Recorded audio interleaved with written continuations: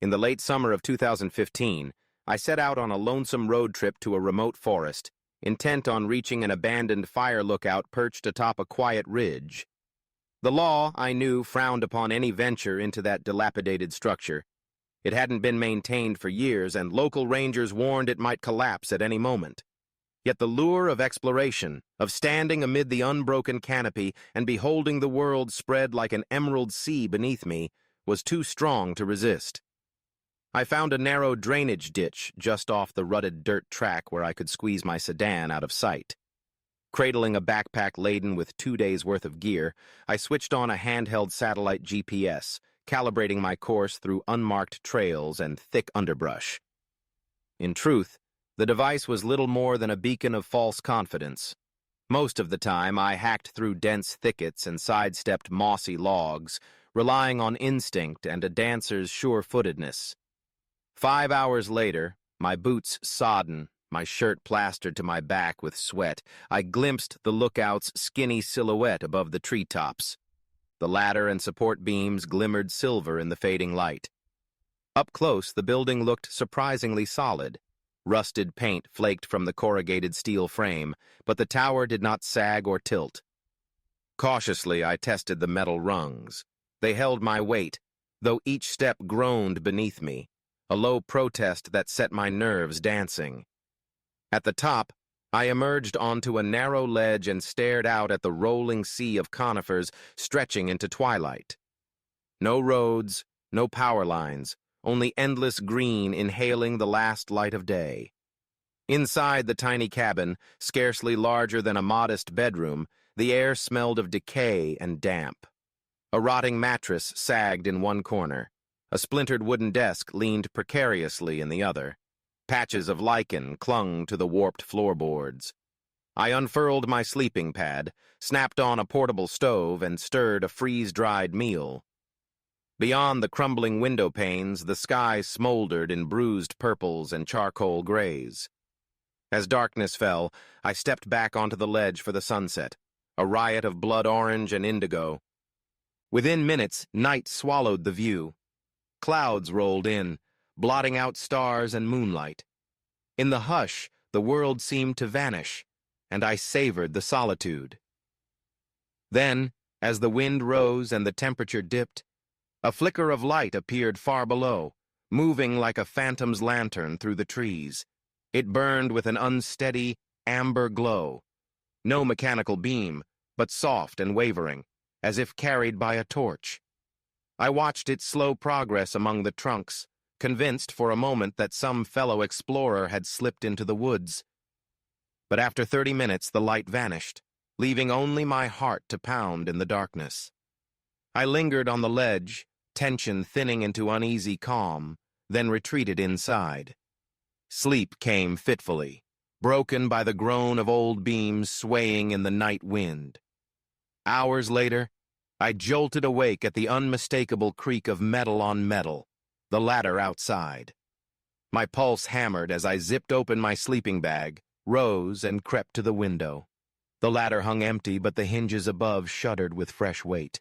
Someone was climbing. Adrenaline turned my legs to lead. I shouldered my pack and slipped onto the ledge. The creaks multiplied, ascending rapidly, then stopped just before the hatch. I flinched, expecting a hand to break through the door, but the silence held.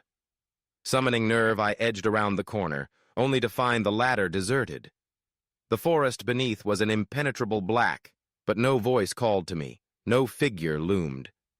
For a heartbeat, I stood frozen. Then a dark shape sprinted across the windows behind me, a silhouette too tall and lanky for my mind to process. Without hesitation, I dropped onto the first rung, scrambling downward as if possessed. Metal bit into my palms, but I did not dare pause.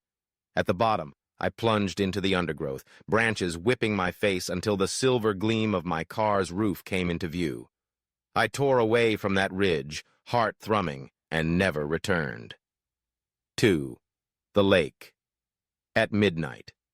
2 years later, living from a camper van in northern Arizona, I discovered a crystal-clear lake hidden deep in the backcountry. No canoe launches, no marked campsites, just a faint boot path that led to a small clearing ringed by pines. My father once showed me this place in childhood. Now, at 24, I relished its perfect isolation. On the second day of my stay, I circled the shoreline under an unclouded sky, the water so still it mirrored the forest in sharp relief. Midway through my loop, my boot struck something odd in the soft dirt, a bare footprint, distinct and fresh. No trail led directly here, no one hiking barefoot among these thorns and needles. The print pointed toward the tree line, then turned back into the woods. A chill slid down my spine. Though every rational thought told me I was safe, this spot was hours from any marked road. I felt eyes watching me from the shadows.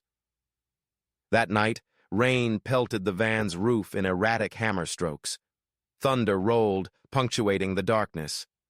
I lay under the covers, mind racing, when I heard a rustle outside.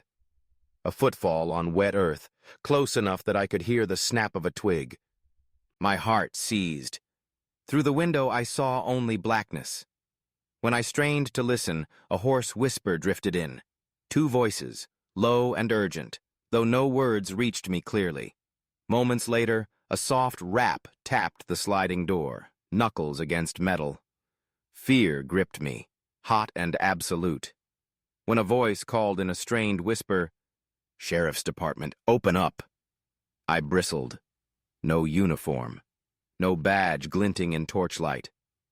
I peered through the rain-splattered glass at a dark figure, drenched, waiting.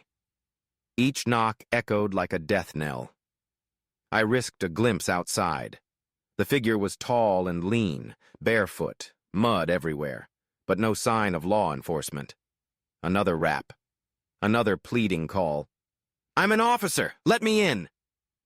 My pulse thundered in my ears. I did not respond. Instead, I released the handbrake, turned the key, and felt the engine roar to life.